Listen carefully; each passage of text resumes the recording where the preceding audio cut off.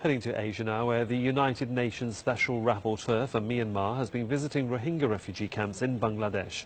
Yang Hee Lee was banned from entering Myanmar. Her visit to neighbouring Bangladesh comes just days before Rohingya refugees are due to start returning to Myanmar.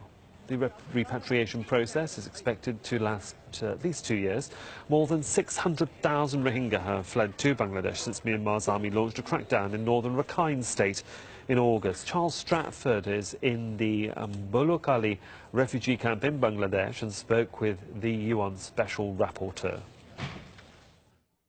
I don't think that the situation has really improved in Myanmar. And first of all, where would they go back to? They've lost their livelihood, they've lost their crops, they've lost their fields. All the rice now is reportedly being sold elsewhere to other countries. They've lost their homes. So the rebuilding process is going to be huge, and the people should not be subjected to living in another camp-like situation. We all know what happened after 2012. People are still there after 2012. And I've talked to people in Chokpyu. They were told that they would stay for Kaman Muslims for 3 days. They ended up staying for 5 years. Yes, in Chokpyu. Yeah. So, and I know that the refugees are very concerned about that. What can the international community really do in terms of pressuring some sort of process to call to account those guilty of these alleged atrocities that have been committed inside Myanmar?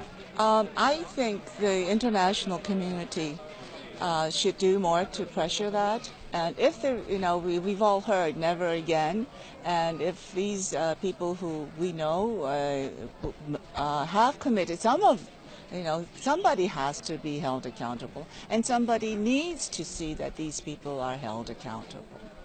And with respect to the aid effort here, what can the international community do to better help Bangladesh? Because this is not going away in the near future, is it, this crisis? Yeah. What I've seen so far, with just a few days of rain or even half a day of rain, we will be witnessing landslides, and then we may see more casualties coming, a huge number of casualties as a result of this. And the concentration of the people in proximity is it's just not human, where they can live in dignity. The camps need to move out, to be dispersed a little bit, and this is where the international community can help to try to disperse these camps and maybe ask the government to provide more land.